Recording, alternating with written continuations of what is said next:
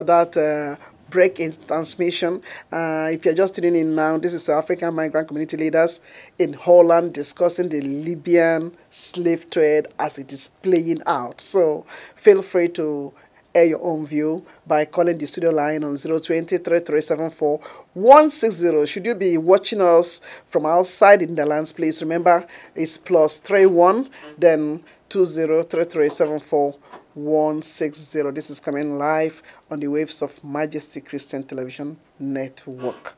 Right. We are discussing the origin of this slavery as it's playing out in Libya. So, Bishop Rodney, you have just heard your view, but there was something I wanted to differ from what you you said. You made mention that why are we not fighting this whole thing globally? We would prefer to go outside to die, something like that, than to do something. So then I begin to wonder, would you have liked them to stay in Africa or stay in Nigeria, for instance, and then begin to protest? There should be unanimity of opinion for us as a nation, for us to join our hands and break down every barriers of tribe and religion, to decide to sit back, to say, let's make our nation a better place. Than for all of us, including me here, deciding to elope, so to speak, to the Western world.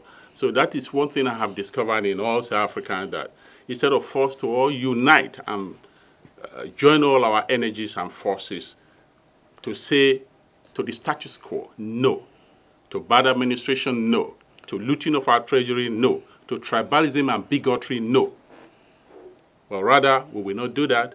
But rather we choose to elope, to seek greener pastures because of tribe, religion, and whatever.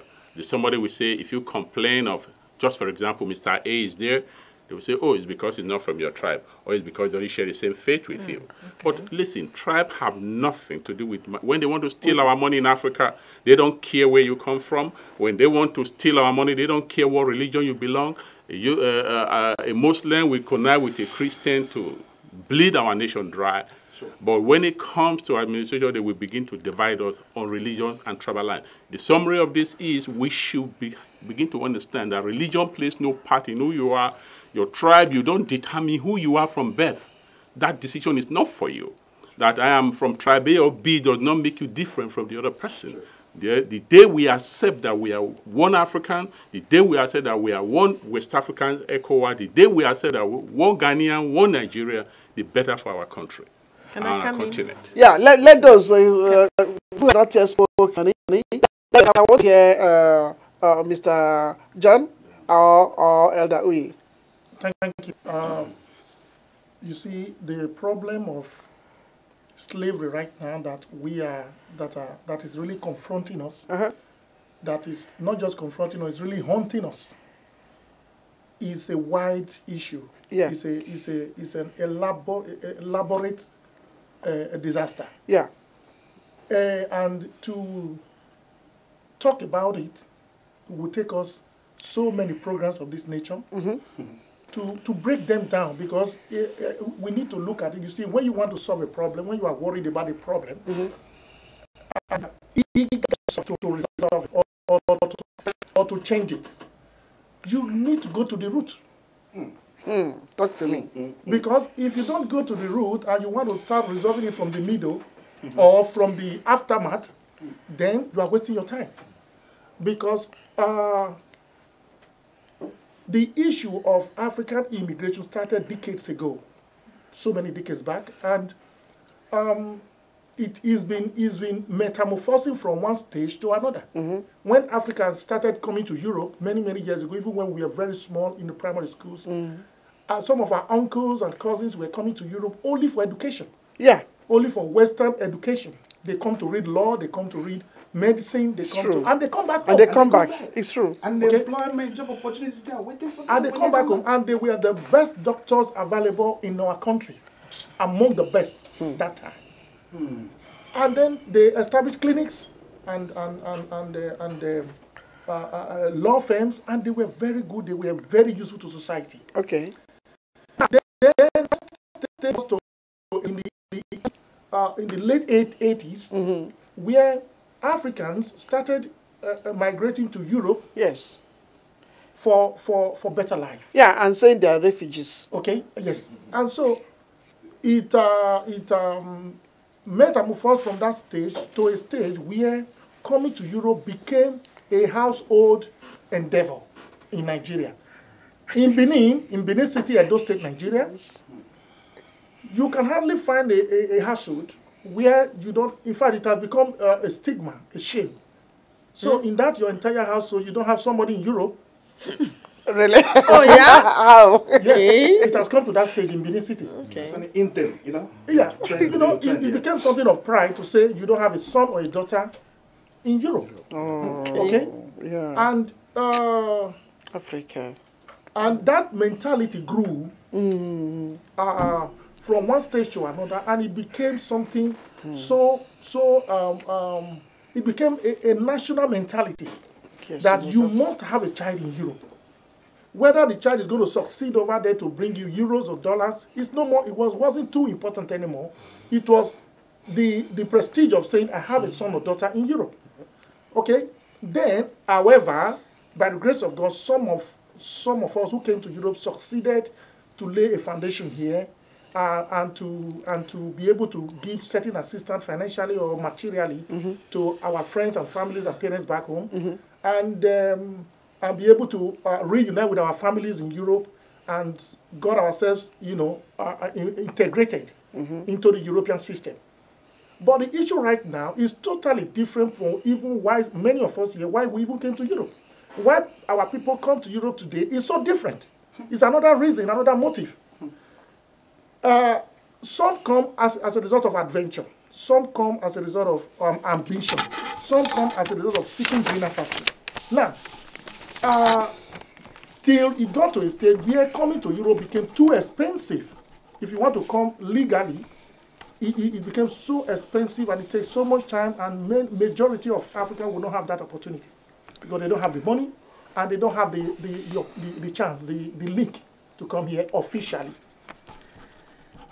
Then that gave an invention to certain people that we see as crooks, fraudulent Africans, who took advantage of that same mentality that grew up to tell everybody. When I was back home in Nigeria, I saw some of my friends who were coming from Germany and the UK.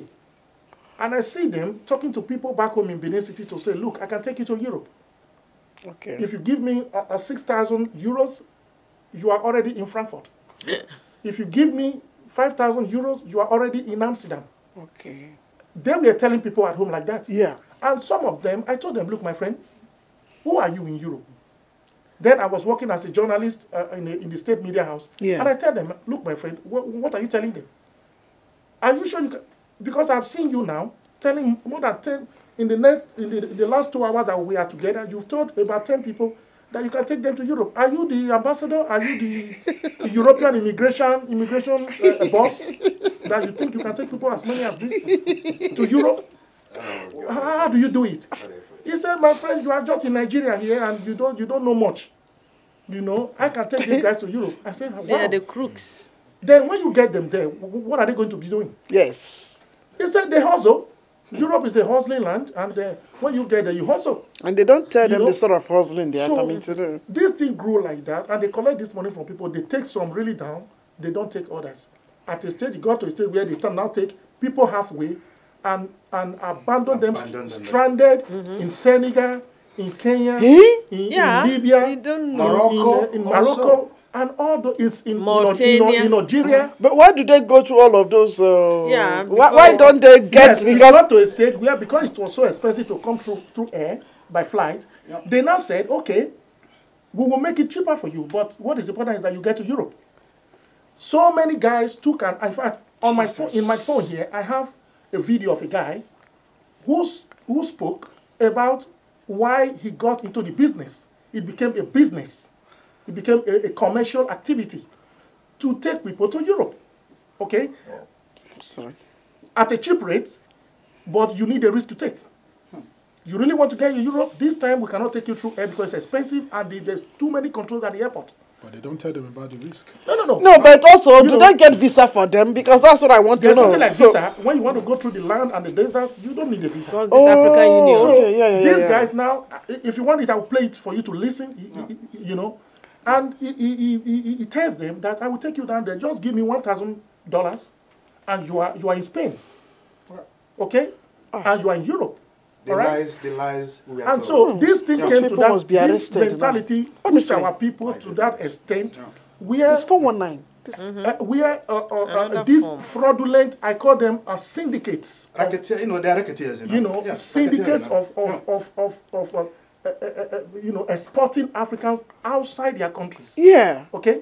And then, at the beginning, the disaster wasn't that pronounced.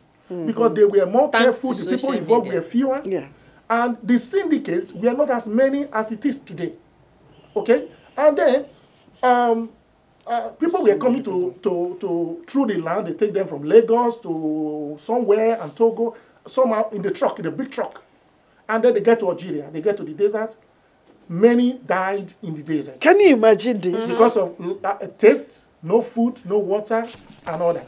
And people were dying. Some girls were raped on the road and they get pregnant. No clinical care and all that. And then with the pregnancy, they become so weak in the desert and they die. Hey! And so the thing continued like that. But meanwhile, many of them were arriving in Europe. Jesus Christ. Not minding what the ordeal they went through. Many of them were arriving in Europe. And when he or she arrives in Europe, he cleans up and buys and gets some second-hand clothes and he puts on with a cap and he takes a picture. And then he sends this picture back home and says, oh boy, I'm in Milan. I don't land though. I've entered. Is it that if I have forgotten the experience? Don't forget about it. The experience is just history. You know. And then, oh boy, I mean, some of them don't stay in Spain. They go away and go to who they know, somewhere in Amsterdam or in Frankfurt, and somehow they are able to meander their way through and they get to another better country where is a country that's more popular and more prestigious in Africa, like Holland, like Germany, like England. Oh boy, I'm in London. You that left 3 months ago or 4 months ago, you are in London. And he takes this picture and sent to them. So this thing grew was in the mentality of our youth. All right? He would not tell you the truth. He would not tell you what he went through. But he would tell you, I'm in London, I'm in Amsterdam. Oh boy, find your way, come on. You know? So about this is wicked. This stage we are today is not is an enormous, it's a disastrous and catastrophic stage where people grew with that mentality to the extent that they don't care about their lives anymore. Yes. Their parents don't even bother if the son is going to die in the desert, or the daughter. You see a girl of 16 years be sent on such a journey, even with their parents, awareness of the parents. Okay? And so it has reached that stage. Jesus. And that is what has laid the foundation for this massacre. I don't know what the right adjective to use for this death toll, exodus of our people outside the country through such a precarious and dangerous route that has led to the deaths of thousands of Africans. I also have a video here where they fell into the waters in the Mediterranean Sea and they were crying. A Dutchman came to their rescue. I think he's a captain of a boat or something like that. Coast Guard or something. This man was crying. The Dutchman, I have the video. The Dutchman was crying because what he saw was so inhuman. And then inside that video, if I play that, you will hear a certain lady speaking my own dialect. Okay? Speaking my Benin dialect right inside the waters. Okay? And so this is a very heartbreaking experience for our people. It has affected almost every family in Nigeria. Okay, outside this family of politicians who steal and embezzle our money, other average and poor Nigerians, every family in one way or the other has been affected by this disaster. And I think our government has been so bad. Our government has been so dishonest. Let me tell you, African governments budget money for these things. But that money is not used to help our people. They just embezzle it and put it on paper. For example, a Edo State governor came to Italy recently. What is he going to achieve by that visit at the end of the day? As far as I'm concerned, it's going to be nothing. Because they just spend government money and budget money to embezzle millions, and they come here to make noise. They don't even listen to what the European people are saying. And then they go back home and say, we went there, and they blow it on news all over the place that they are making effort to help their people. Look, if you want to help our people, I don't want to take much time so that my other panelists will say something. If you want to help our people, you must start from home. Create jobs. Charity begins at home. You cannot you cannot come to Libya and be telling people, go back home, and telling the Libyan government or the European government in Rome, deport them. Deport my people here back home, and we will take care of them. It's not true. They are never going to take care of any. Have they even taken care of the people at home? You want to take care of those who took the risk to cross the Mediterranean Sea and landed at a safe place? You want them to return them back to poverty and hunger and joblessness. So it is a wide problem, but I think there is a solution if our people, our government become so honest and sympathetic and patriotic and not greedy, we will solve this problem. But is that possible?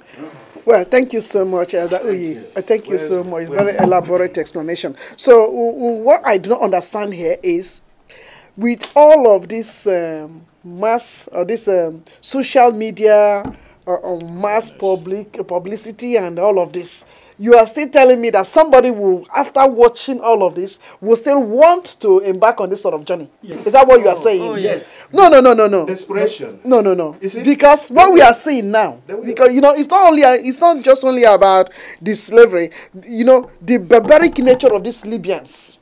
Because the way they've been crucifying the Nigerians, because I don't know whether they've done anyone to Ghanaian, but I see that this is something about Nigerians. The way they've been crucifying these guys, turning them upside down, tying them and giving them such an inhuman treatment, then I go about wondering, at what point did we against the Libyans?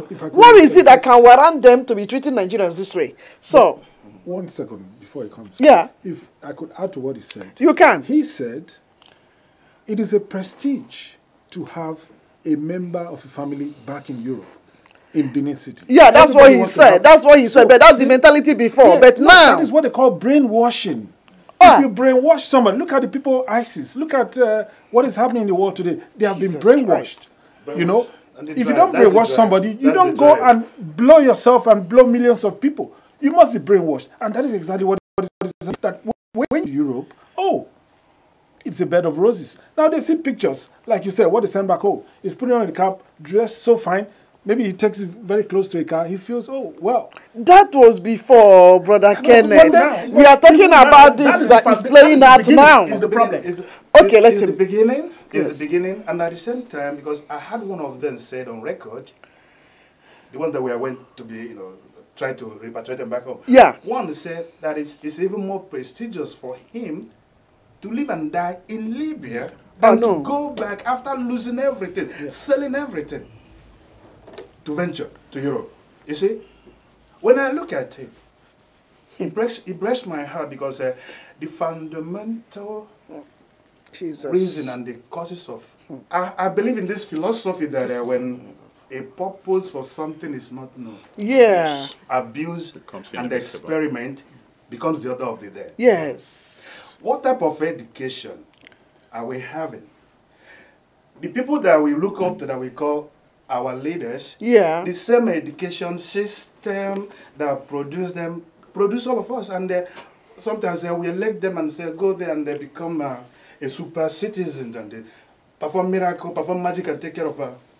But a teacher can only give what he has. What he has. He can't give more than that. Things fall apart and center cannot hold. You see? It goes a long way. It goes a long way. Wrong education. And not knowing who we are. You see? And I go back to when a purpose for something is not known, abuse is order of the day. That is what will make a young man and a young woman risk everything they have to embark on that journey. Again, the lies that they were told also, like my brother said. I remember back in the early 80s and all that, nobody, if you come here, after your studies, you go back. Home. Yes. There's jobs waiting for you exactly. Until from maybe like, during the time of Babangida, them 85 and the 86, that was when all this, Babangida started all this. Okay. Yeah, it started from him up to this, but again, what type of education, what type of system trained Babangida and they brought him up? You see, the school and the church that are supposed to speak the truth, train us, their primary reason is the reason they set them in authorities to teach, to be the ones that will look at all these kids and the youths and tell them this is the way you should live. And it goes from family, that translates into community, to the nation, the whole of Africa, even world in general. And the lack of knowledge, like the Bible said, and that is what is destroying people, what you know. So it's in the knowing. So our problem is what we don't know, that we should know, that we're not applying. And we are paying the price from generation to generation, because ignorance is generational. And that is the fundamental problem. How do we solve it? We have to go back to the drawing board to do. That's like myself. I'm always. I want to be part of the solution. Yeah. Instead of taking the cobwebs and all that. Yeah. Kill the spider. Yeah. And the problem is gone. Education, right kind of education. Are you saying that all of this education that we've been getting from maybe 1980, let's start from there, 1980 till now, is not enough? It's not qualitative. Is that what you mean? It's beyond that. So where are we supposed to get the real type of education? It's beyond that. It's beyond that. Okay. Because when you want to solve a problem, the worst thing to ask, if you want to solve a problem about the thing, the worst place to start is to ask the thing. You have to go back to the desert, the maker of a thing, because the reason and the purpose of why something is made is in the mind of the maker. What is human to start with in the first place? Because we don't know who we are, and because we don't know who we are, we live like animals and we experiment, and that is why you see all this is happening.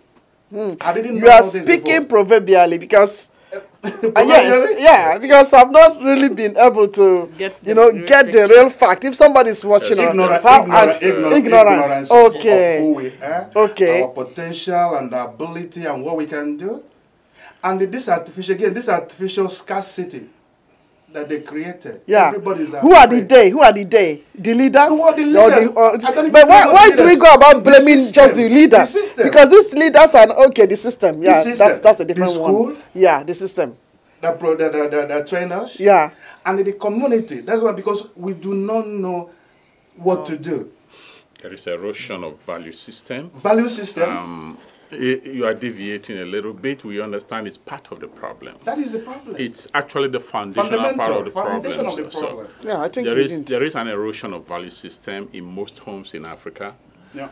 From where we come from in Nigeria, or maybe in Ghana, in part of West Africa, where we were young in the 70s and 80s, you could live. I grew up in the village. You could leave your yam on the road and you put a coin, and somebody come, oh, this is 5p. You buy 5 pence then of 1 naira, then he buys it and leave the same coin. We're brought up to understand that if I own this phone, I should be able to justify the source of this phone. There is a gradual erosion of value system. Moral bankruptcy. There is moral bankruptcy, that the problem is becoming endemic, that the schools have been infiltrated. The schools have been bastardized, so to speak, that in some schools, you are being asked to do X, Y, Z in order for you to get answers to questions that have not even been asked. So the problem is endemic. That oftentimes I have said for us to fix Africa, there is this need of what Olise said, one of his books, a wasted generation, that maybe some of us have to die first and begin to impact on the younger ones the value system of nationhood, of how to love your country, of how to be a better human being. Sure. It is only in Africa you see somebody, a car have an accident, and instead of you to rescue the person, they take a video and they are videoing Ashati blood of Jesus, blood of Jesus. There is equally this brainwash, what I call religious brainwashing. The lies we were told. The lies we were told, religious brainwashing. The problems are far and wide. Okay? It's that people are trapped in the car, instead of you to throw away your phones. Let one person call whatever is your emergency number and rescue them. Some are videoing them and showing them live. We have lost our moral soul. We have lost the value system. But it is not all hope are not lost. All we need to do is to begin to impart on our children and grandchildren the purpose of your existence. It is not about money. No. Until we are able to grant our youth, especially our children, and tell them, look, I have told my son my word. I tell them, listen, if they place $1 million here for you, and they place your name, your integrity here, choose integrity. Integrity means ability for you to play by the rules, and ability for you to say something and you abide by it. Until we're able to instill, inculcate this in the younger generation, we have a problem. It's going to be a gradual phasing out. The older ones will die. Gradually, they start going. They start going. To get to our turn, we all die. But before we leave, what have we imparted in our children? What have we impacted on our grandchildren? And that is all we need to do. The problem cannot be solved by money. Let her come in, please. Can I come in? All we are talking is about this Libya issue. Now, it's not only those people who are able to cross or people who are coming, who are preparing to come. We have thousands of people stuck on the desert now. So thanks to social media, we were able to know. It has been going on for years, but social media has brought all these things out. Now we know. Yes. So now I think we are blaming our leaders. We are talking about leaders. What about the African Union? They said we are united. Every country is sending money there. What are the leaders of African Union doing to bring these people back? They're part of the leaders. To bring them back. So this is a very big issue that I think, because recently Ghana brought up hundreds of people from Ghana, from the desert or from wherever they were stuck to Ghana. It's not enough. The Ghana government has proposed something that those who have been brought back, they have been documented. They are going to make sure that if you want to learn a trade, they'll help you to learn a trade. They give them money and some packages at the airport to take home, and they are going to track them later back. What about those who are now going? What about those who are stuck there? How do we solve this? So this is an issue that needs to come to the tables of our government or our wherever to solve it. Because the moment you are trying to advise, as there's somebody saying, going to Europe is a prestige to some of the families. The moment you are advising somebody, don't go, he said, I've already bought my gari. I've already saved money. I've already sold my shop. So this is I don't know how to say it, but it's a very big issue, more than what we see. Because I also watched a video that 10,000 of people are stuck there, this youth. So how do we stop this youth going? Like recently, there was a program that those guys going to this Dubai and those countries, Arab countries, they are being beaten, those ladies. Yeah. People were still going to the villages to how do you say, to recruit people to go. Jesus. We are receiving phone calls, videos, we are seeing it, but still people are going. So as we are sitting here discussing this, people are still going. People have bought their gari. And people are still convincing people. So how do we get these crooks? Okay. I think it should be to place a law against those people. Yes. It's like I said earlier. The recruiters, Yes. It's like I said earlier. You see, this problem is too elaborate. At this stage that we are, deep-rooted. It is so wide and deep that it will take really concerted efforts and sacrifices for me and you and every one of us, home or abroad, to tackle this problem. For example, I went with my wife to Napoli in Italy to do some shopping. And I met a guy, then he was much younger. I met him at Napoli Central. And he saw me and he came to greet me. Oh, I embraced him and said, are you in Italy? He said, yes. I said, how about your elder brother? The elder brother is called the actor. He was my classmate. He said, oh, my brother is late, he's dead. I said, wow. So comfortably. Actor is dead.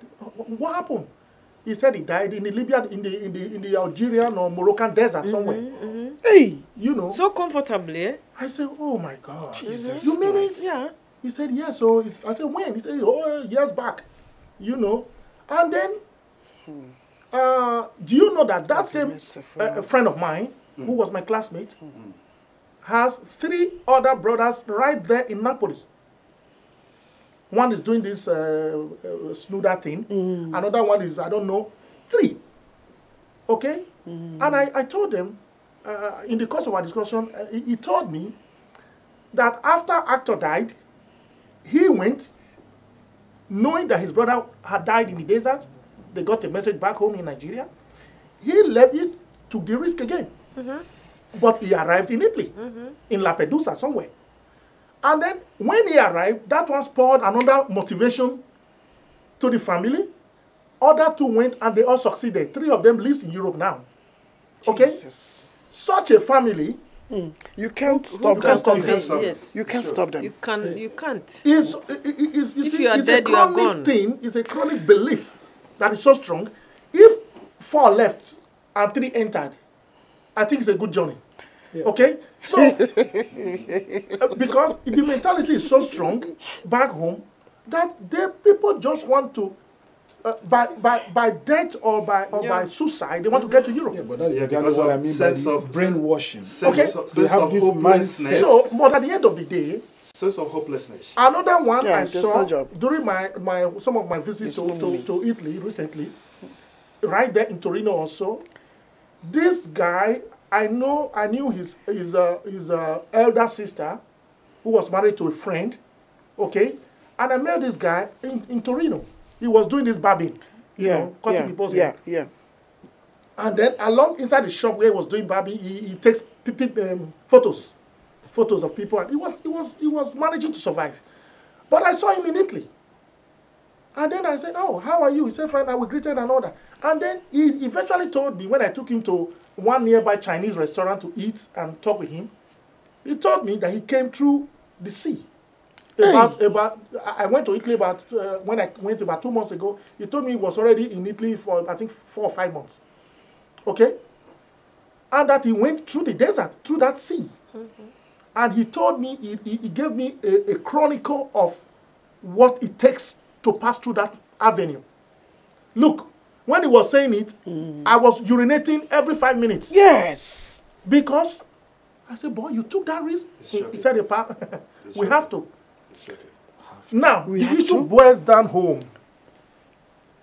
The cost of living in Nigeria, desperation, is so high that sometimes you don't blame this people risk everything for living home. You don't blame these youths. Do you know how many graduates we have who are not able to eat? How much more to rent a one-room accommodation, lack of or job. even buy clothes? They can't. There's no job for them. There's no job. You see today in Nigeria, or over the last decades, you see somebody who studied fishery in the university. Fishery. Yes. He will never have a job. No. If he has no political godfather. No. And then, at the end of the day, even if you have a godfather somewhere, you who studied fishery, who's supposed to be working in the Ministry of Agric or somewhere, they go and put you in the bank. Because the bank is where your godfather has connection. And so, everything is connection. And when you don't have the connection, you suffer so much that you become desperate. That is why, you see, many of our graduates, many of our young boys and girls are into what they call this Yahoo thing. Yeah. They go to ritual exercises to become rich. Yes. Because all their education would have been wasted if they don't survive it. It's true. Okay? So there are so many factors that we need to look at properly before we start advising them not to come. Exactly. Because if you tell a man, a hungry man, or a poor man, a poor young man who was married and at a stage he lost his job and is now suffering. He can't even have 10 naira to feed his wife and children, and the landlord boots him out to the street with his property, and then the wife went with another man, and the children are on the streets. God, look, that man will not listen to you. Poverty breeds ignorance. Ignorance breeds self-destruction. Okay, so this problem can be resolved, can be checked, can be controlled. But before you do that, the foundation we need to look at is the government. Yeah. Okay. The government must be made to provide for his people. Simple and but we don't have it. They must provide comfort that but we don't have it, because if we have it, they should be providing it. We don't have it. We do. Our government, we do. They are not mismanagement. Because even the money that they said they have been recovering, all of the millions we've been hearing them recovering. So where has it gone to? Yeah, but it has gone into the pockets of Nigeria. Our government has failed us. So the question, no, listen, the government has failed us. So the question now is, we have to look further than the government. Exactly. And that is where I am coming exactly, because from a Christian point of view. Not only Christian point of view. Listen, if we let love lead in everything we do, if we let love lead, you would not look at that documentary and let your fellow brother go through that thing. You can provide something. Yeah. Go within your family. Whatever you can do. Please don't ever embark on such a journey. This is 100,000 naira. Exactly. See what you can start. You know, by the time you do that within your family, I do that within my family. Yes. We don't have to wait for the government. No, the government cannot do anything. What about those who don't have family that can do that? Not only your family. Yeah. You can do that for orphans. Yeah, exactly. You know, we just have to let that. No, but it's not only orphans that are traveling. No, it's not only orphans. Yes, it's not only family or orphans. No. How do we solve this? No, what he's trying to say is that we don't need to just heap all the blames on the government. They are not doing anything. Each and every one of us who are in the diaspora and we have stayed for a long time, we have the capacity to help other people. That's what he's trying to say. Because if you will start something and then I start something, you know, like maybe job creation, we try as much as we can, or whatever we've learned here, we try as well to go back home. Because I've seen that those of us who try to go back home rushed back here again, because it's like you can't cope up with the system, because the corruption is too chronic. It is. So everything is about corruption. And then you have stayed here all of your years and then living a simple life. Do you understand? And you want to start a simple business, and you know that if you work very hard, you work diligently, you will succeed in that. But unfortunately, the system is so corrupt that if you don't go through their system, they are looking at you as if you are coming from another planet. What we need to realize now is, like she said, there are people who have crossed. As we are speaking now, there are people who are trying to cross. And there are people who are about to embark. On this I don't think anybody will want to embark. I disapprove that one. No. How are we going to solve this problem now? You know, that is the issue. Now, the government has failed us. The government has a nonchalant attitude towards this problem. The empathy towards it is unimaginable. No government has taken a single stand on this migration, whatever. Normally, there is no harm in migration. But when you migrate, it should be on a skilled, it should be a skilled yes, legitimate worker. Migration you have education or whatever. Yes. You know, but most of the people are migrating now, they are unskilled. You know, our schools in Nigeria are nothing to write home about. You know, so how are we going to approach this issue? Solve this issue. You know, now, and that is where, for example, that is why I say men who have hearts. If you look at this documentary, you see what is happening. That these people are embarking on this journey. Taking children are involved with this crossing or whatever. If you have heart and you watch that video, you'll be moved.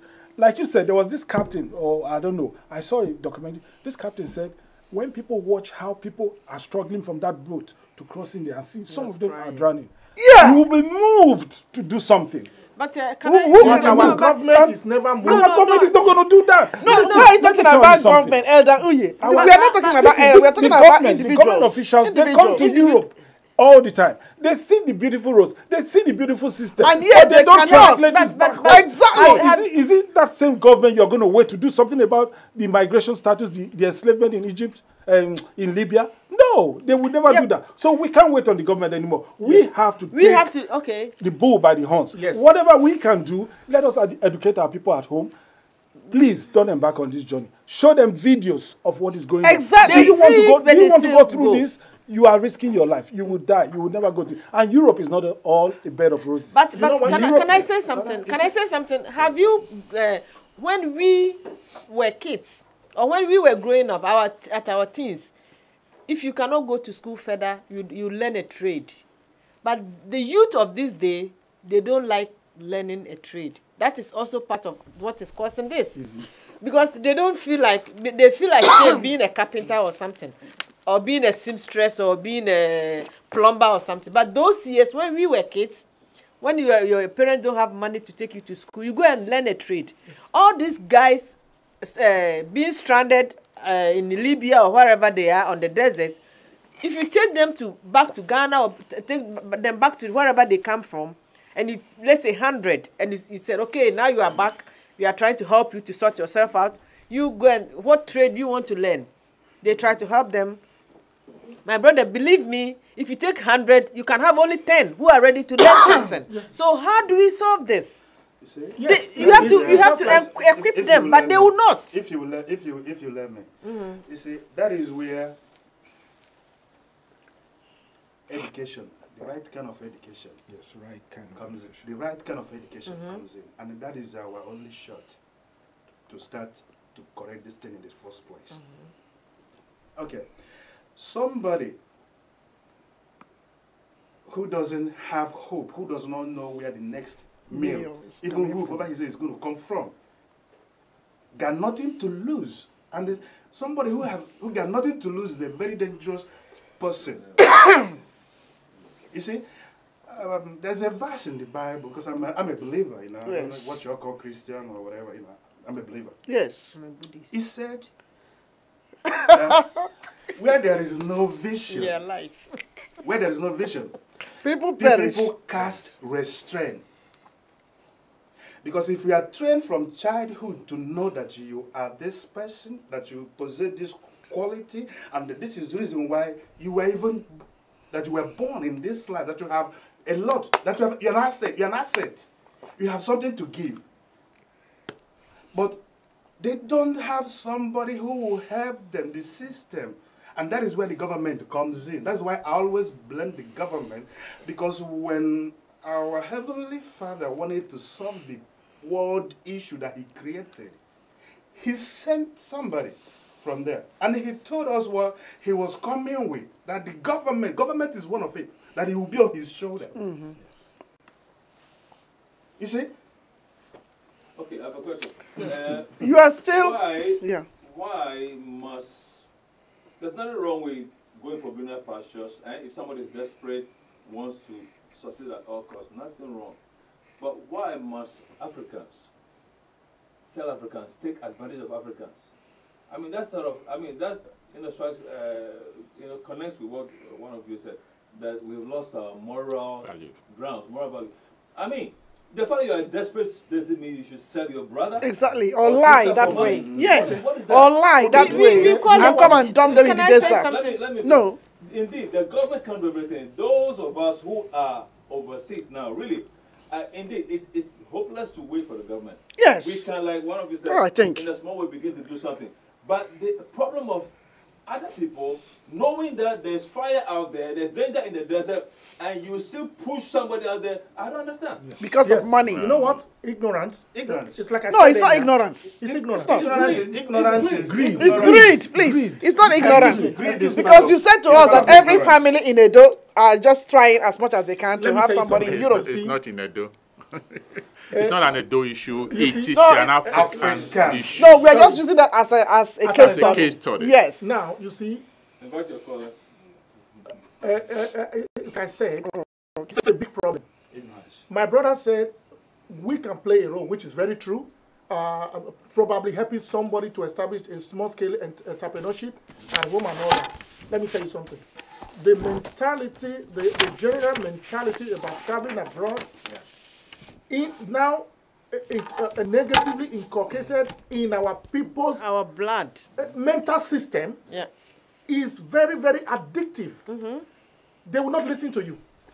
Let me tell you, if you give brainwashing, if you give 100,000 naira to a young boy of 20 years, he's not going to value it. Yes. Look, that is sort of phone if you buy a phone, I will make a reference to the phone, the telephone. But at the same time, you show him the documentary, the videos of what is happening. He will say, in Jesus' name, me, I will not die. It's true. That his case will be different. It's true. It's minus me. Okay? Minus me. God forbid. If you buy a Alcatel phone, and a new one, you bought it for maybe 150 euros, and you send it to somebody, the mentality that is dangerous. He doesn't like Alcatel. And he sees you on Facebook, you who have suffered in Europe for 25 years. Yes. With an iPhone. Yeah. He wants that. Even the letters. Buy him an Alcatel, he will not even call you back to say thank you. No. It's true. Even the letters. I have sent money to people back home, even friends, iPhone 7, iPhone 8. It's outdated now in their eyes. That have not even seen me face to face. On Facebook, I send money from here to them in Africa. When I have. No, thank you. Look, they won't call me back to say thank you. No. You have to call and ask whether do you know what? Money. I called one recently and I said, did you get the alert of what I sent to you? After almost a week. Yeah. He told me, Ada, thank you. I saw it. You sent me 50 euros. It was 21,000. Hey, calculate. It's true. That is to tell you that it's nothing. It's enough. It's just a Facebook friend. I sent him that money. He already knew how much I sent. In his own opinion, that's not big. I said that in Europe, he's sending me only 50 euros. So he will not say thank you. No. You see, there is a level of ignorance in our people that we need first to fight. And the only solution, in my own opinion, that is not ignorance. I think that is greed. Is a massive international dimension of enlightenment. You see, until we start that, even practical help, practical assistance, talking with the government will not help us. The lies we are told. Because we have a massive mindset, enlightenment that will go around the of international dimension. Yeah, exactly. I think so. That will start to change the orientation of our people, little by little, little by little. By giving them jobs. We need to go down there. We need to go down to Africa. We cannot be talking on Facebook and YouTube. No, showing them videos. They won't mind you. Will say, me, I will never die. Minus me. And some of them will even go to native doctors before he goes on that. God forbid, I will not die. His own parents, okay? Yeah. His own parents will take him to a witch doctor. And the witch doctor will just look at one fetish thing and tell him, look, my friend, I have seen your destiny. Hey, you will never die. He will bring out some incantations and do some stupid parables, proverbs, and tell you, look, I have seen your destiny that you will be something important in Europe. That native thing didn't see anything. He wants your money. To the extent you give him naira for your consultation, he tells you, no, today, my friend, bring euros. So we have a bad mentality. We have a problem. It's a problem. Oh God, be merciful. The government has plunged our people into a situation where everybody is desperate. Watch our movies. Or the individuals? Talk to people in Nigeria. They will tell you, they always answer aggressively. Everybody is aggressive. Is it really a government or is it an individual? It's aggressive. Your brother in said it's a Nigeria. ruling. Everybody is desperate. Everybody is angry. Everybody is frustrated. Yeah, everybody. So, with that kind of system abound at home, look, we are facing a terrible problem that we need to solve only with enlightenment. Yeah. Unrealistic. We need to go to the root, right also. from the churches, the families, the teachers, school system, the churches, the mosques, the community leaders, the non-governmental organizations, all must come together in one accord to fight this plague. This plague. That reminds me. Well, quickly. before you speak, sir, is it we would like to remind those who are watching us, in case you have something to say, please feel free to call the studio line. It's 020-3374-160. We are looking forward to hearing from you. Thank you. Basically, before the interlude, it's a fact everyone has spoken very well. Apostle. But I don't believe, I equally believe there is Somebody said the video is not available. There is no problem without a solution. But the solution might come in a micro level. Little by little, they said, a little drop of water make an ocean. Recently, my nephew, I've not heard from him for a while. He just reached me on Facebook. I said, where have you been? He said, Uncle, I was on a journey to Europe. I said, Jesus Christ. He said, yes, I'm telling you. I said, what happened? He said he got as far as to Kano. Kano is Kano he's getting to the desert. I'm coming. I'm telling you a true life story. He's getting to the desert. Kano is the northern part of Nigeria that shares road boundary with Niger Republic. Oh, really? And after Niger, you get to Libya. That, I said, they know all the routes. I'm coming. I said, what now happened in Kano? No, Kano is in Nigeria now. Kano is a town in northern part of Nigeria, almost close to the Niger border. Yeah. From Niger, after you cross Niger Republic, you get to Libya. I said, what now happened? He said it was when he got to Kano, he started hearing of the Libyan stories. I started seeing videos. I said, who did you tell? Did your other brother know? He said, no, he never told nobody. Listen, this is a young man who went to university. He has a first degree in one of these courses. He actually worked with one of the Nigerian bank. I don't want to mention name. Yes. He worked with one of the Nigerian bank, but as a contract staff. During the brief recession when Buhari came in, when the price of oil dropped, they started retrenching them. He has lost his job. He had nothing left on him. He was desperate. First, why did they turn back? Social media awareness. Yes. So in Nigeria, there is the National Orientation Agency. It is basically an arm of the Federal Ministry of Information. So we are calling on the Nigerian government, the Ghanaian government, and all the ECOWAS country. This ECOWAS country is the epicenter of this migration problem in sub-Saharan Africa. For them to embark on a massive awareness campaign of the government officials or people of goodwill, the Christian leaders, the Muslim leaders, the atheists, whatever you believe, for them to go on this route to Libya, speak with those who are in prison, speak to them, let them talk to their own people back home in their own native language to tell them the dangers inherent in this. That's a good Then one. you should cross over the Mediterranean Sea. Let them see the dinghy boat that these people are made to see. If you juxtapose this, the sub-Saharan Africa, when they are migrating to, I'm sorry to use the word Syrian and the Arabs, they don't use dinghy boats. When they cross from Turkey, you see they're almost all Syrians who cross to Europe are given life jackets. It's true. So, but that is a different issue all day. So there were boats that capsized, but the problem of Africa is more. So there is this massive awareness campaign.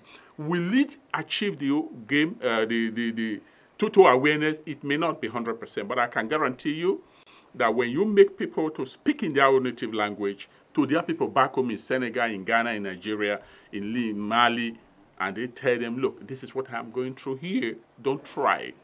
It may accomplish some level of thing.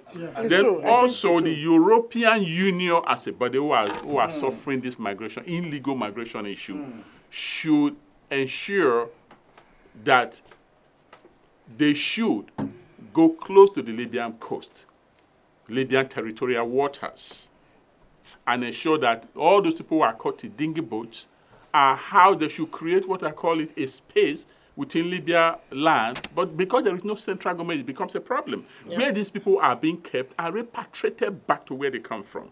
Because by the time they capture them on the high sea and they are left with the Libyans begin to share them. They make them commodities to trade on. They are being kidnapped. They are being made to call their people back home to send money. They are held for ransom.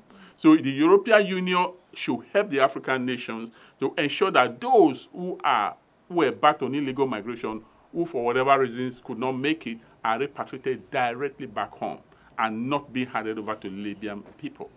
Sadly, we don't know why Libyans are behaving that way. I don't want to criticize the tribe or anything, but these are criminal elements. I believe there are very good people in Libya.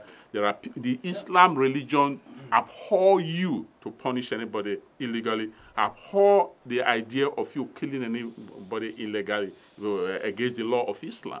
So I believe these are criminal elements who are let loose with so much weapon in Libya.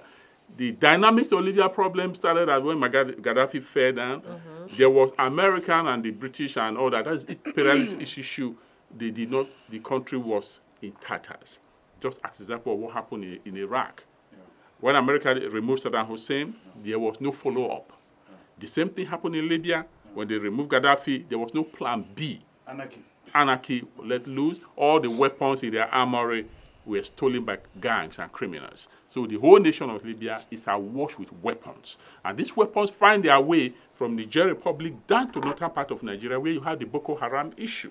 So in a nutshell, this problem should start by awareness. You and I should begin to educate our people in our community. I am a leader of a community here in Holland. I'm back home in Nigeria. Like I've spoken to my nephew now, it has stopped.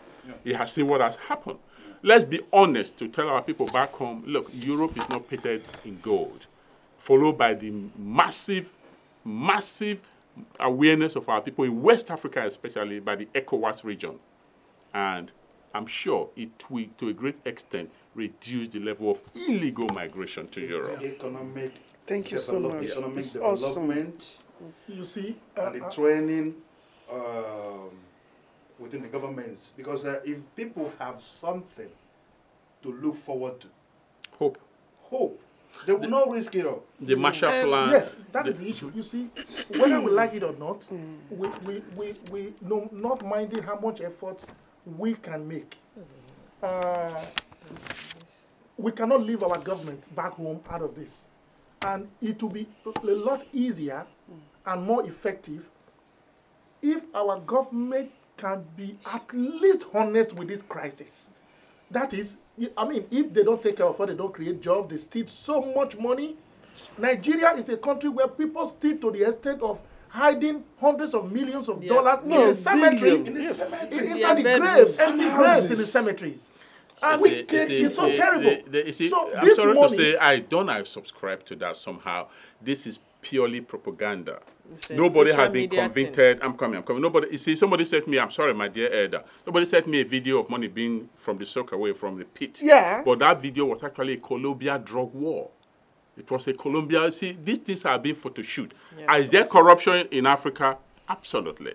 But let's not make that pictures to see that are being photoshoot. No. We're not talking about pictures. That Nigerian leaders are you saying that all of those things we are seeing in social media where they hide the money in farmlands and most of these things are photoshoot. Be careful. And nobody has been legally convicted in any law court. Yeah.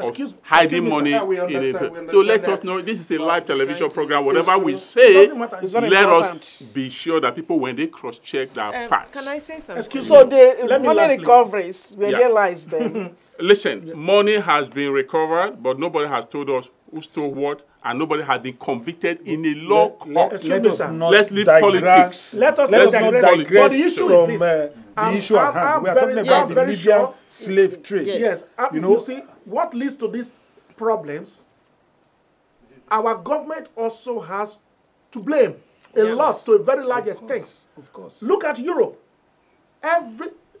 You see, Nigeria is richer than 10 European countries put together. Okay? But why are we suffering? All right? Why are we not organized? If they have ordinary headache, they fly down here to treat themselves. And you call that a rich country? Let me tell you something. Yes. Even when you have the resources and you don't have the knowledge, you are a poor person. Yes, but the issue is Nigeria today. Nigeria is poor. It may be rich, but it is poor because it has no knowledge, nothing whatsoever to show. No, it's true. It's one thing to have knowledge. How can you have oil and you export this oil to be refined and you bring it back and you call yourself a rich country? That's corruption. No. It's corruption. But it's one thing to have knowledge. It's one thing to have knowledge. Nigeria is a very enlightened country. Can I come in? Nigeria is a country with millions of educated people who were even educated abroad. Now listen, brother. You see, it's one thing to have knowledge, and it's another thing to deliberately, corruptly refuse to use it. Okay? You made mention of something earlier that no member of the Nigerian government has not been abroad. They see organized roads, they see transport system, light, electricity, infrastructure in places. Okay? Yeah. Look at the landscape of Holland. Yes. It's so awkward. Yeah. But when I'm driving on the highway sometimes, I shake my head, I say, my fatherland. I give them credit. Why is it like this? I give them credit. With the awkward landscape of Holland, you see how they organize their road tunnels, and it's so perfect. Okay, we can do 100 times of that in Nigeria. But why are we not doing it? You think our architects don't have the knowledge? You think our pastors, you think our clergymen haven't got the knowledge and the education to tell the truth to the people, to save their souls and lead people not to go into this mess? They have the knowledge. They don't use it because they will not make too much gain if they use the knowledge. You see, it's one thing to have knowledge, and it's another not to use it, because if I use this knowledge, I will not gain. Therefore, I will twist the knowledge and use it to my own benefit. Yeah. That is what is happening in Nigeria. Now, the government has so much blame on this episode. We cannot remove the government from it, whether we like it or not, and we will not succeed unless we get it right there. Until we involve the government, whether they like it or not. Yeah, but considering the fact that they are corrupt and they are not ready for a change, so what can the diasporans do? Okay. Because we have been here and we have imbibed the system here, and then we know that what we have here can change our countries. So why don't we? What can we do to implement what we have learned from here? Awareness. Creating awareness is not just the only thing. Okay, and even if you are going to create awareness, somebody must give you the chance. Awareness. Do you understand? Somebody must give you the chance, because you can create awareness and somebody takes it and just dump it there. It's not relevant to them. Awareness is where it starts, which is education. I have little nephews. Somehow, because I left them for some time. Yeah. Because they think we are the money back. That money grows on the tree here. And when they see some of us that came here to hustle, because there are so many reasons why people came over here. Yeah, it's true. Yeah, maybe one vehicle with one container, they'll go home. After 20, 21 years, we're still here. Yeah. Anyway, and some of us, I was guilty of it. They went home with all these second-hand cars. I don't know how they get it, and they will throw the money in the air and appraise them, and they will be like, "Oh my God!" And the little man that was maybe frying akara or doing small work, whereby he helps his family and other. He's there looking at that brother. Oh my God, he has made it. Yeah. And it's time for me to go and hammer my own, not knowing the risk, the lies that we're told. I told this my nephew, I said, "You want to come to Europe?" He said, "Yes." I said, "Very well." Number one, I asked him, "What are you coming to do?" Or is it coming to further your education? Yes. And what is your educational qualification in the first place? Yes. He told me. And I asked him, "What are you doing currently?" He told me. I said, "Okay, have you checked your budget? How much is going to cost you the ticket and the visa and the pocket change that you..." He told me. So which means, because when I was talking to him, he had about $1 million. Oh. I said, you're a rich guy. You have $1 million in your hand right now. He said, "Yes." I said, "Brother, little brother, I will tell you the truth. Yes, I'm back. You might think Uncle doesn't want you to come and answer European also. Yeah. But I don't care how you look at it. I'm going to tell you the truth. Exactly. And nothing but the truth. So that when it happens tomorrow, you will say, Uncle told me." Yes. I told him to just stay there for now and look at what he's going to do. Maybe learn one trade, since he cannot go inside him and carry his generation. Yeah. That is where I'm going to, because when we know who we are, and the investment that is made in us, that you can't just throw your life away, because it's like you are meddling with the mandate that you are sent with. Every single person has something to give.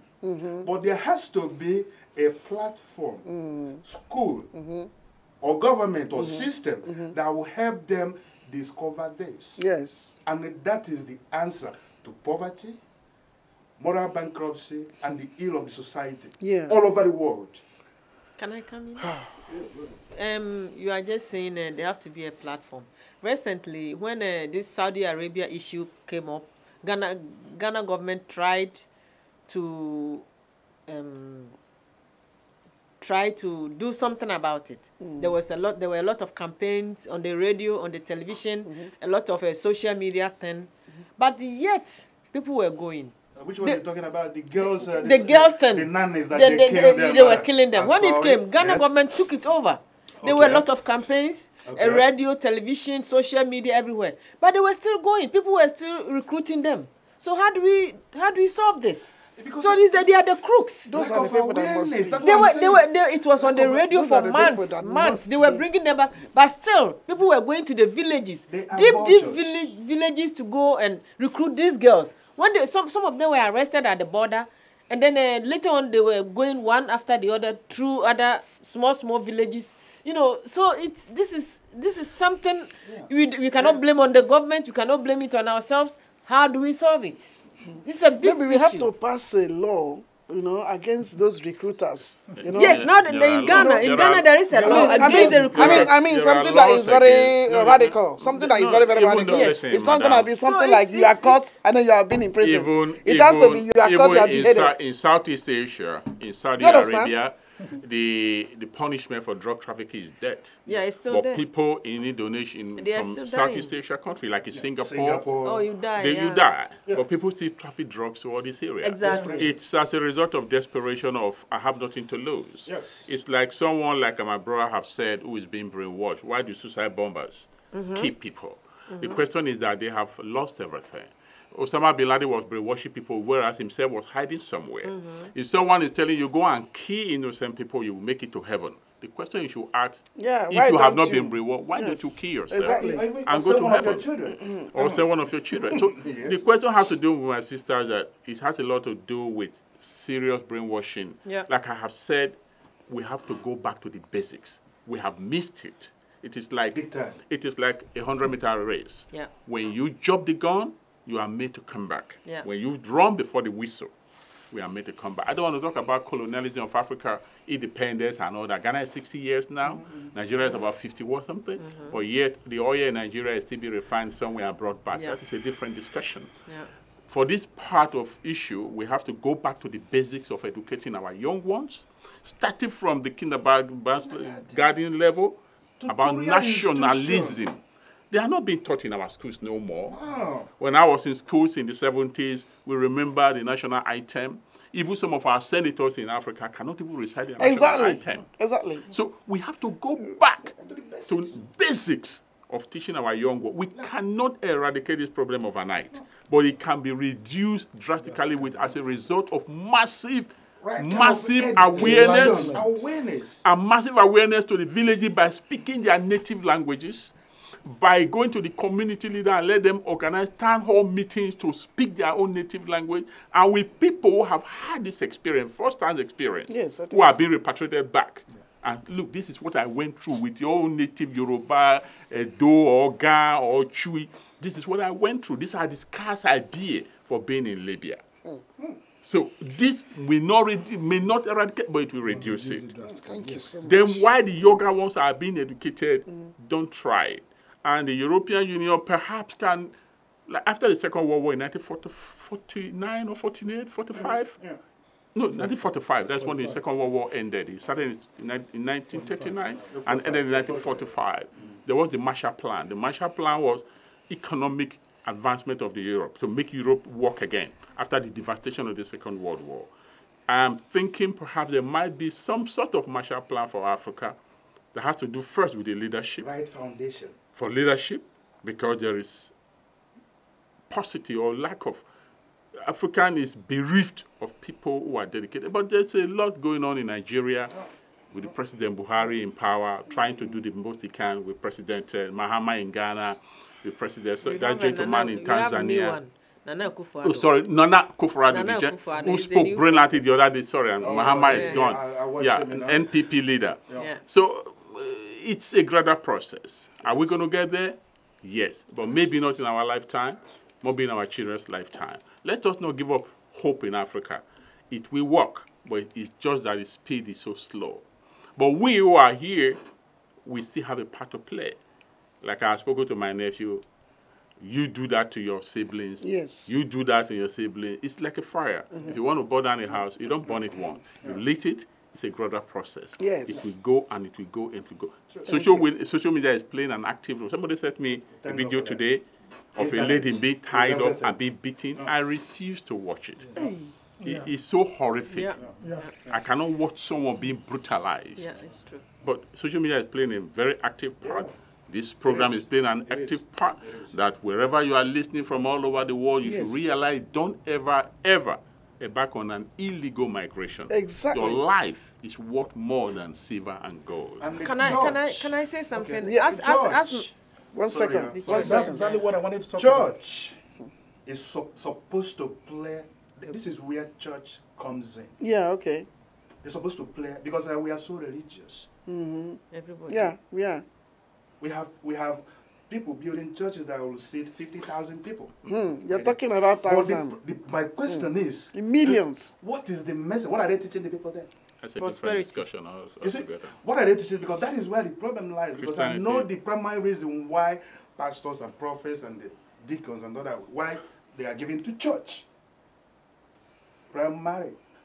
Looking at, finding out, and the training, he said, train a child the way he should go, when he grows up. But they have left the primary reason why the church was instituted in the first place, and they are serving table. Your name and again. they will think that things are going to be okay. Your name again, sir. John. John, I'm sorry. With due respect, just give me 1 minute.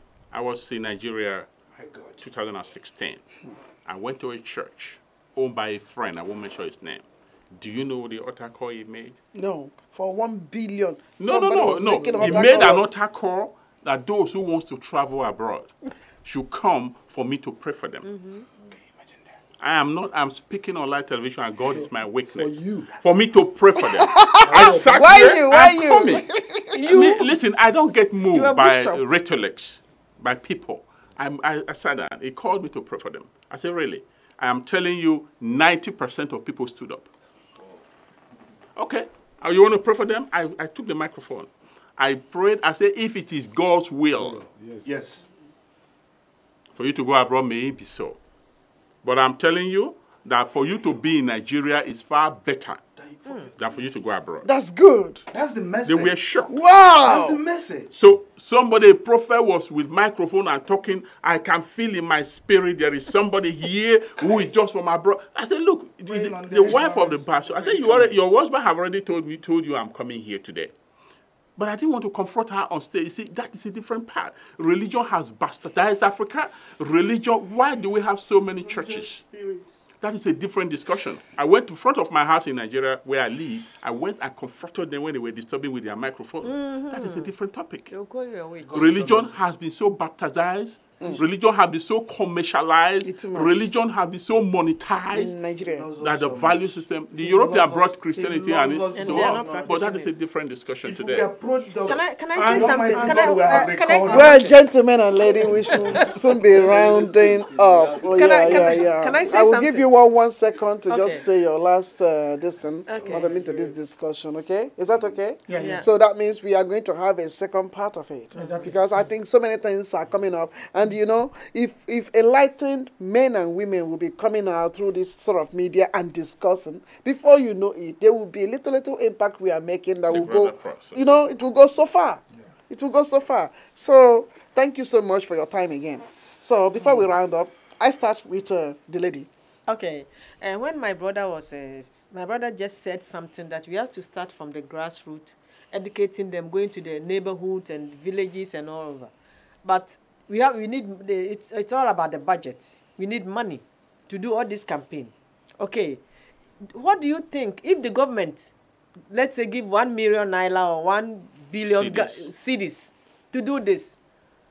Where do you, don't you think the crooks will come in there? The crooks are also going to come in there. That if this campaign is supposed to be 1,000 Ghana cedi, they are going to shorten it to make it 500. So that means the information will be limited. Because this slavery is all about the crooks. They are those guys who want to be rich in overnight. They are selling these guys because nobody is traveling to that desert. Thinks I'm going to be sold. No. When you get there, you are desperate. You are being sold.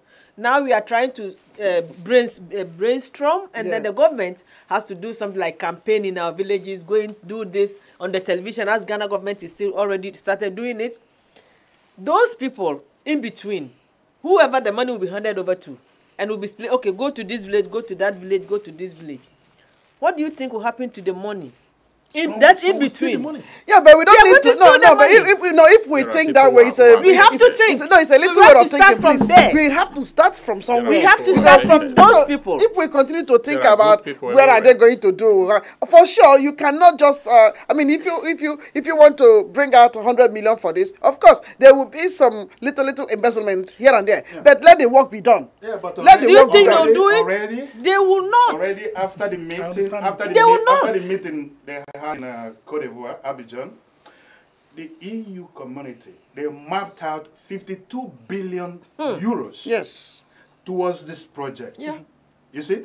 But implementation is another thing. Yeah, that's another thing. You see? But until...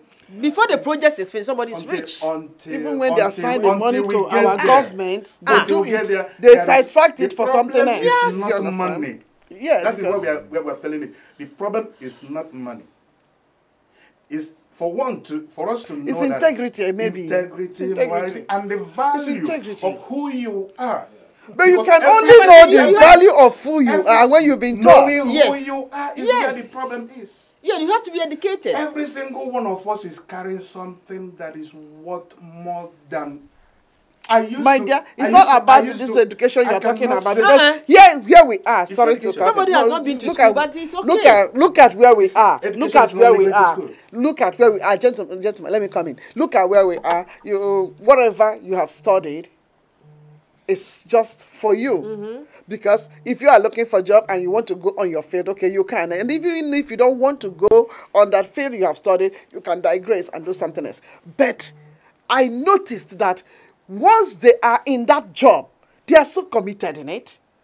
They will do the 8 hours and they will get away. Yes. But in Africa, that's not the case. Somebody will sit and and get a job. Somebody will get a job, do something and get a job. But to be present in that job is a problem. Yes. So they work for 2 months, then they call for sick for 6 months. Yeah. A doctor is somewhere signing sick paper for them, and then they are presenting the sick paper and then earning salary which they didn't work for. Okay? So here, they are so particular about their nation. They are so patriotic.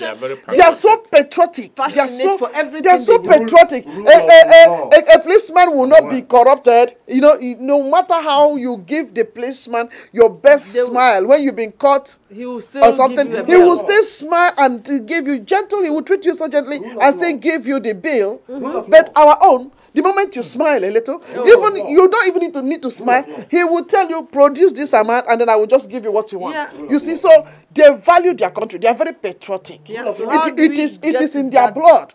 So our younger generation must be taught the value, the ethics which we have lost. So how do we make them become proud of Africa again, or proud of Nigeria? Because that's where I want to be focused. How would we teach them? Because we are here generalizing all of this, but it's not every African country is suffering. Yeah, it's not every African country is suffering. That is where the government... Because you go to South Africa, they are not suffering the way the Nigerians are. Because if the government in South Africa is so mean like it is in Nigeria, then they will be having the migration. Yeah. So sometimes we are talking to South Africans when I even travel, they will say, I don't see any reason why I have to come to Europe. Because Europe is just like South Africa. They are being provided for. I would always... Botswana, Namibia, these are countries in Africa, but they have a different kind of government that at least the basic things of life, like shelter and the food and the water, these are basic things that government is supposed to. And if you go, that's why I say church, if you go to our church and you listen to our prayer requests, you see, I would always... I am saying this. So they have to go to Europe. I would always... They are praying for visa. They are praying for... Bring your passport. They are praying for... Yeah, it surprises me also when I go. And they are asking them to put the passport on the platform. That is the ignorance. And put it on the altar. That's what I'm saying. Then I come out wondering, I say, what is this Europe that... And the first thing should be for them to understand who they are. That's why I say right kind of education. Because if you know who you are...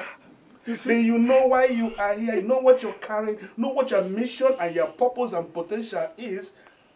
Nothing will stop you. Even if they call you to come and do it, you will say no.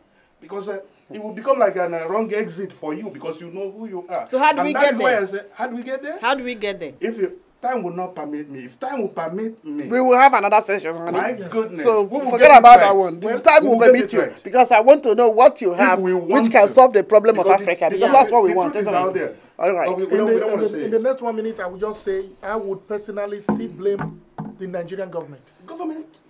You see, there is nobody can convince me that you see when the head is sick, the entire body goes sick and die. Now, Nigerians will begin to go to the Sahara Desert. They will begin to die massively in the Mediterranean Sea until the government cares about his people. You see, when a man is hungry, I said earlier, he will not understand your preaching. Elder, it doesn't need to be the government. Now, it has to be an individual because you are here in the diaspora, sitting here, sleeping good, eating good, and then talking about the Nigerian government. We need to go to the root. That is what I've said. A government that is so nonchalant, so, so impetuous about everything, they come here, they see everything, and they don't implement it. You want that government to be aware of the slave trade? Of course, they see it. Then I think what we can do, instead of us sitting here and talking it, then we just look for a way to take over. We just have to look for a way to take over. Because when it was so chronic in Ghana, we remember what Jerry Rawlings did. Do you understand? So we can look for a way, instead of those of us in the diaspora just sitting here and blaming them. We can take over. We can take over. We can do something. Sorry, my brother. The Enlightenment, excuse me, Apostle. Yeah. The Enlightenment campaign, yes, has, like I said, you see, we must solve the problem from the root. If we identify the government, our government, as a cardinal factor that frustrates Nigerians to go to die on such suicide journeys, then 2019 is coming. Okay? Excuse me. It's true. We understand the political system in Nigeria. 2019 is coming. When you begin to vote evil people, when you begin to vote demons in human shapes, then your problem will never be solved. It's true. Nigerians should be enlightened, should be told that, look, when you vote your enemy, the enemy of your destiny, the enemy of the economic fortune of your families, the enemies of people who don't want to see your children educated, you are voting for them to kill you. So what we are doing here is, you see, it's going to take years to achieve. If their votes will count. And the old ones have to come down. The old ones, the old ones have to. They have the old ones have to retire and give power to the youths. Yeah, but give power to the youths. No, but listen, you don't understand it. Most of them that are over there, they are gradually transferring power to their children. Oh, so that does not. Togo is example. It doesn't even play a role there. Now, what he is saying, yeah, okay, it's right. But I want to agree completely with Bishop. We have to empower the rulers from the grassroots level. To take bribes. Show them images of this thing. Let them talk to the youths. That these are the dangers of crossing the desert. Look at what is happening to people. Look at images. Do you want to go through this? We'll go to the churches. We'll go to the traditional rulers, whatever. Let us try to enlighten them, about what is going on. After enlightenment, what is the solution? Because he will still sit and he has gotten that. I've just finished my because he's saying when he finishes, they have to talk to the youth to prevent them from trying to embark on that journey. But you If the neighbor on the right side and his neighbor on the right side succeeded in arriving in Italy. And we too. What I'm saying is that can I say something? Part, we have to play our own role. Yeah. For example, I would love to have seminars or discussions in Nigeria where I want to talk about my situation. I wrote a book titled Forgone Conclusion. Yes. And that is a lot of things that is going wrong it's here. In that what book. People don't understand is going on in Europe. When you make them understand that it is not all a bed of roses in Europe. Yeah. A lot of things have gone wrong and are still going wrong. There's no way that a white man would ever accept you as an equal. No. Racism will always be there, but we still try to live in that society. You know what your friend told me, brother? I told him it's not easy in Europe. He said, you have been there for over a decade. Why did you come home? Exactly. That's what they say. That's what they normally say. Well, it is up to you. You just have to play your part. Tell them what playing you your tell part. them. Okay. You know, my and brother, at the same time, let be graphic let me about say it. something. Graphic about it is show them those videos. Tell them how horrible things can be. Okay. Babies, women, ladies being used as sex slaves. That will not stop them. No, It will play a part. No, It will help play a part. but how would it correct? How would it put food at the table? How would it put That is what I'm food? telling That's where we have to play a role. How would it give shelter to that person who is sleeping out? That is where we have to play a role. The government, fine. The government, if they are willing to do something, fine. But if we ourselves, if we have the love of Christ in us, we would help who we can help. To some extent, Yes, help who we can help. Let me tell you something.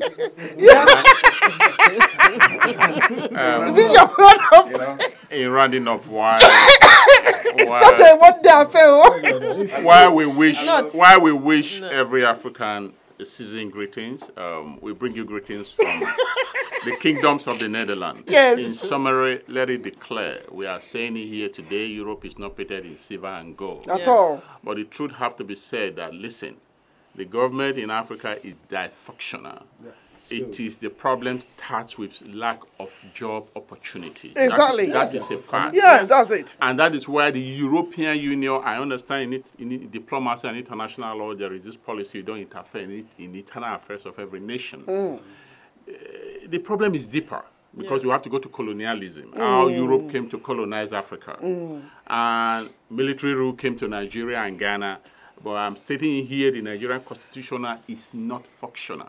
The Nigerian constitution should be trashed. Thrown away. Because it's a constitution restructured done by the military to favor a certain region of the country, and that is why Nigeria is finding it difficult to function effectively as a nation. Yes, the president is doing his best, but Nigeria needs to be restructured to have a functional constitution that gives equal opportunity to everyone. The issue of quota system has to stop. The issue of quota system has to stop. Stop. It has to stop. Say it boldly now. It should stop. Yeah, it does. Because the idea of and tribalism and tribalism. We have to see ourselves first as Nigerians. I cannot get a job in the Nigerian civil service because I'm from Edo State, and somebody from a certain region of the country has a lower mark and is given a job. And that is why you find out that those who are migrating illegally are basically from the southern part of Nigeria. Yeah, I don't know what it is in Ghana. Most of the people who migrate illegally are Ghans or from Kumasi, Axis, and within Accra, Aga area, Chui people. So the summary is the problem the European Union should, at least, I know there is a policy you don't interfere, be able to talk to African countries. Perhaps they are colonial masters to say, listen, give equal opportunity to everyone. Nigeria problem is deep. If they want Africa to Nigeria problem. Are they the ones to come and tell us what we have to do? But that is unfortunately. Are they the ones to tell us? More than 50 if it years. comes to usurping the government, they want to come in. So why can't they help to build a better? They remove Gaddafi. They remove Gaddafi. We know that. They remove Gaddafi. I believe they are regretting today. They remove Gaddafi. Gaddafi was the best. Obama said it. No, we are not saying they should overthrow any democratic government in Nigeria, but Nigeria need to be structured to give equal opportunity to every Nigerian. Exactly. And that is it. I'm saying it, please and do not remove these tribal sentiments. And these religion should be removed from the Nigeria constitution. What do you want to go to Mecca, what do you mean by religion? If you want to go to Mecca, you buy your ticket and go to Mecca. It has no business with Nigeria for you to fund going to people to Mecca, people going to Jerusalem. Really? They are giving money at a concessional rate to go to Mecca. This thing does not move a nation forward. The problem is deep. And what you just said not only applies to Nigeria, should apply to most African countries, especially in the West African region, Ghana, Senegal, Mali. People cannot be working. There are look at the Niger Delta region. Salaries not paid for a whole year to a man who has a family, no light, and no you don't want the teenage son to go to the desert. Government must be responsible. Government must be made to pay salaries, to provide a job opportunity, manpower development in Nigeria. We have all the resources to do these things.